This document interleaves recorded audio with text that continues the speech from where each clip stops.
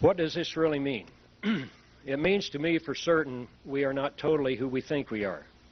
Not as individuals, not as a society. We are much, much more, but possibly not as independent as we'd like to believe. In other words, UFOs might be more a part of our lives than we dare or care to think.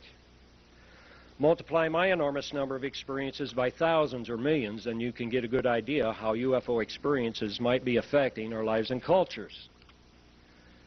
I didn't read much during the few years after my recollections. Then I read several UFO books and reread the Bible. I found my experiences somewhat fit Zachariah Sitchin's Earth Chronicles and Lowell's God Hypothesis. You know, Joe Lowell is a godsend to me with his book, The God Hypothesis. When I first read it in 1998, I told Annie, thank God, now I won't have to write my second book. That's because Joe came up with many of the same conclusions I had, again, about a decade earlier, concerning my experiences. This should tell you something about the validity of Dr. Lowell's hypothesis. I highly recommend his book if you are earnestly interested in understanding UFO phenomena. I also found my experiences supported Bramley's Gods of Eden, Belay's Dimensions, Mac's Abductions, some of Bud Hopkins' works, Davenport's Visitors from Time, some of Strieber's works, and a number of others, including the Urantha book, which is very interesting. Hertog's Keys of Enoch, as an example, describes some future activities in eastern Nebraska very similar to some of my time travels. It was so similar it knocked my socks off. My experiences are somewhat compatible with the Greek classics and ancient Egyptian literature, as well as others. What was taught during some of my experiences is very close to what the Native Americans are teaching today. Some new and ancient ideas I witnessed during the future time travels are strongly influencing our society today. The phenomena others and I witnessed also seems very close to some aspects of the holographic universe, as it is described in Michael Talbot's book, The Holographic Universe. The bizarre phenomena others and I witnessed during the encounters are even described nearly perfectly in the Bible from Genesis through Revelations, especially the small whirlwinds, when the angels showed up and when the voice of God spoke from a cloud of fog, or from a brilliant light, or from thin air. Even a phenomena witnessed by Peter, James, and John during the Transfiguration seems very close to what we saw on a few occasions, especially when the others could see my bones through my flesh, and when I could see a few others illuminated in some very strange ways. As I stated previously, my experiences have affected my life dramatically, even my vocations. Why was I an engineer most of my life when I didn't really want to be an engineer? Was it because I was told I would be an engineer during a UFO encounter just before I entered high school? Were circumstances manipulated from behind the scenes all those times I tried to get out of engineering? Did the short, bald man simply see into the future when he told me I would have heart attacks in my later years? Or was that their plan all along, so I would be restricted and I have time to study my experiences, tell others about them, write about them, and participate at least to some degree in the project? All of this is to be a part of my task according to what I was shown and lived during the future time travels. I know many other UFO experiencers are shown and told many other things. For a moment, as you listen to me talk, I'd again like you to examine your own thoughts and feelings.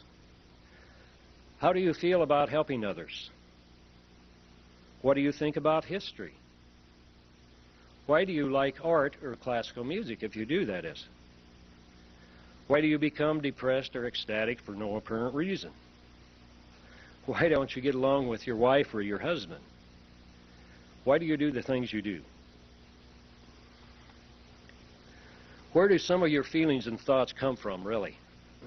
Why are you so obsessed with UFOs, if you are, that is? And why are you here today? Is it because you simply spontaneously create thoughts in your mind and feelings in your body? Or is it possible at least some of your thoughts and feelings have been directly or subtly influenced by experiences you still don't remember? Where did Einstein get his ideas? Red Cloud, Franklin, Edison, Sitting Bull, Freud, Tesla, Washington, Crazy Horse, and our other founding fathers and mothers? Did they encounter strange phenomena? In some cases, history suggests they did. Some Native Americans know their leaders did. With whom do the Native Americans communicate? Those who are normally beyond the veil of the visible. Who were the ancient gods? And who was the historic God of the Old and New Testaments, really?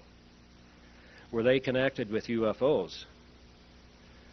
Some modern UFO information suggests they were. I believe many of us are motivated through clandestine experiences we don't remember, at least to some degree. I feel my life has been shaped by my experiences, and as amazing as it may sound, I strongly suspect I'm being influenced, at least subtly, through some kind of spontaneous mind control, or ESP, from another or other dimensions. Another way to put it is this.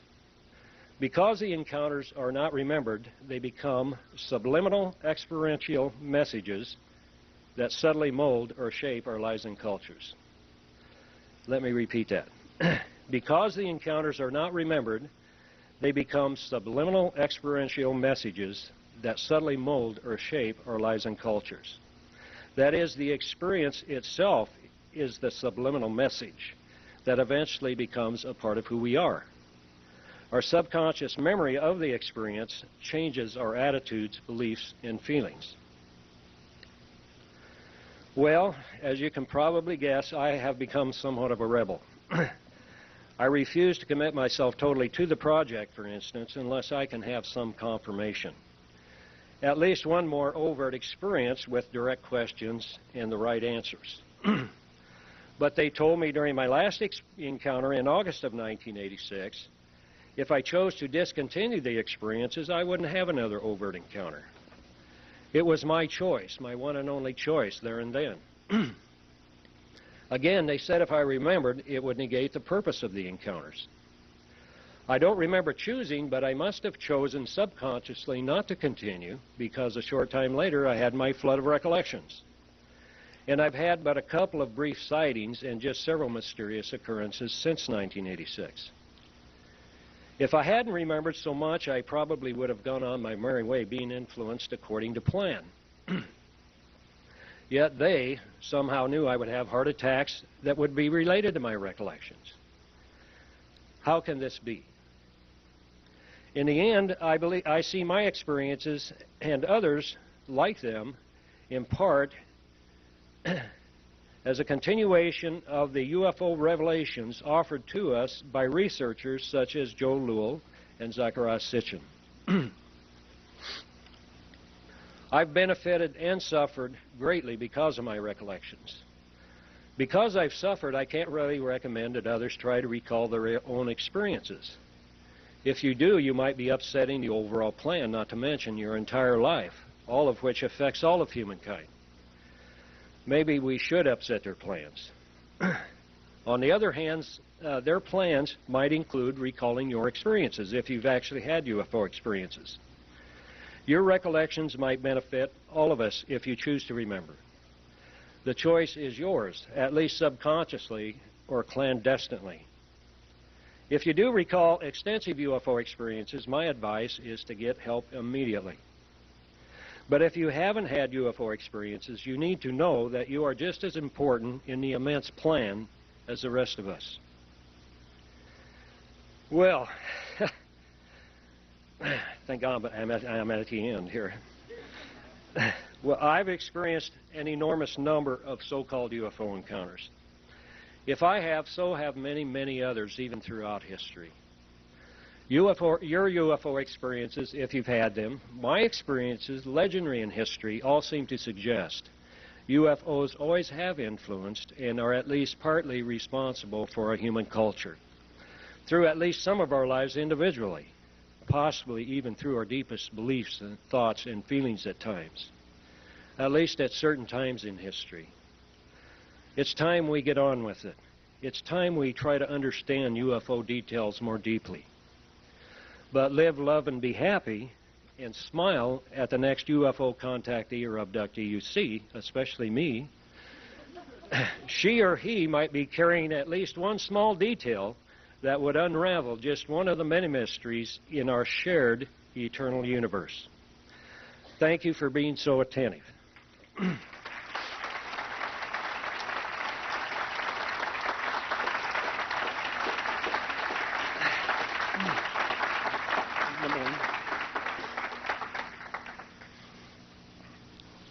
Okay.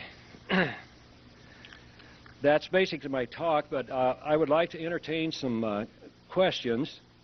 How much time do we have? Is Lou around? Or? We have 10 minutes. Okay, I'm going to have to go right into the closing. So we'll go into the speaker deal. And Craig, if you would hit number 5.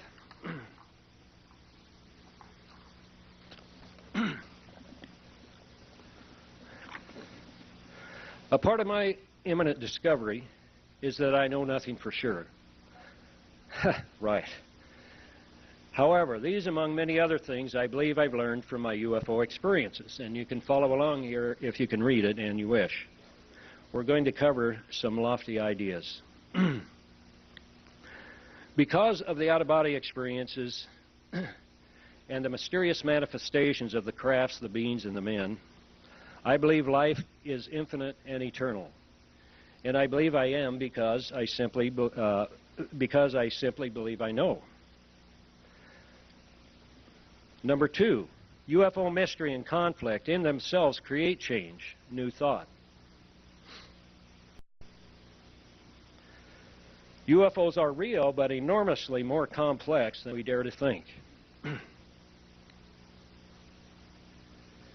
Many close UFO encounters are meant to be symbolic. In many ways, they are a key to our future intergalactic, multidimensional citizenship.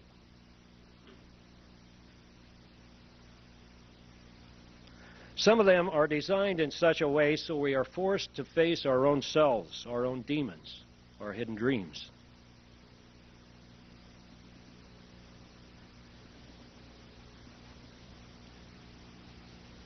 They are experiential mirrors that can show us who we truly are.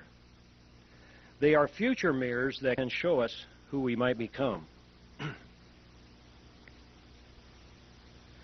They are at least subliminal messages that are aimed at changing individuals, thus our cultures, even throughout history. You, like our entire culture, are being profoundly influenced now by mysterious UFO intelligences. And I assure you, I am not an ET. They have an immense detailed plan for all of humankind. Do not use the outhouse when UFOs are around. Right, don't go into the teepee. The ETs I encountered are likely who they said they were, the monitors or keepers of the earth from its early beginnings. They are ethereal time travelers as well as interdimensional travelers. They are the engineers of the earth, and they had a hand in our creation. They are responsible to a hierarchy of whom little is known.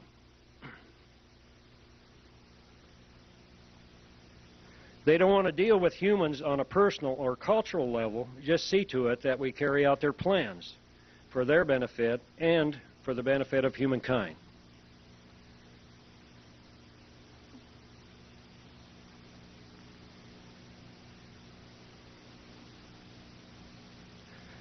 There is either an actual ET Star Wars on our horizon, or the intelligences simply want us to believe this, so we will quit killing each other. So we will cooperate as individuals and nations in preparation for such a fictitious battle.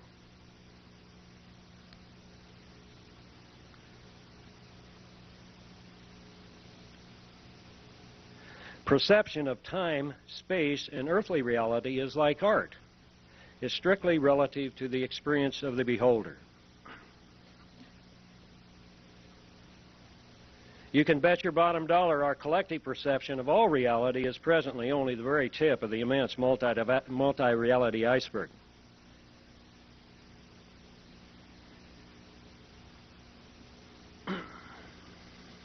If we dare to learn, we need to open up the public UFO discussion. We need to include some of the more bizarre encounter details. And among other things, we need more philosophical input and input of all kinds from UFO experiencers.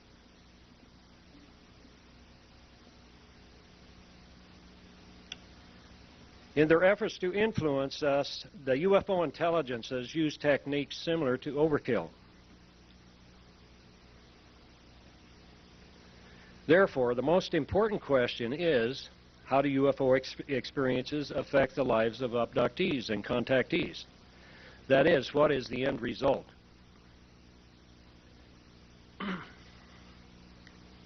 If we would observe this closely, it would give us more insight into the ultimate purpose of UFO encounters.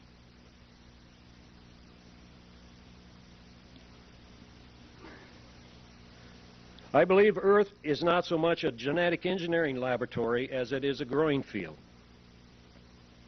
It's a place from where multitudes of multidimensional eternal beings can gain unique experience. This most probably includes us.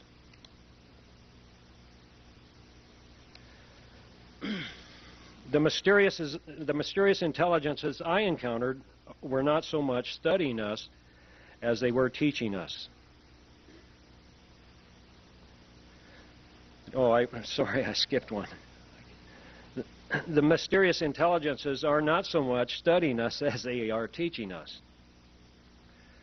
The intelligences I encountered, the ETs, the U-folk, the ancient gods, were recruiting human workers who could possibly help bring about the next paradigm shift for humankind.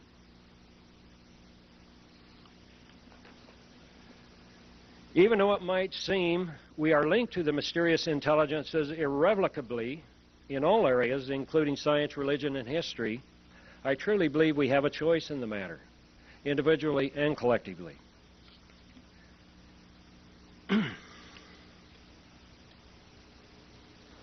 We need to treat others more kindly.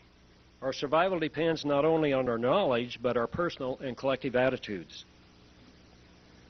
Yet we should again realize that life is a process of growth, a process that includes the positive as well as the negative, which again, also like art, are in the eyes of the beholder.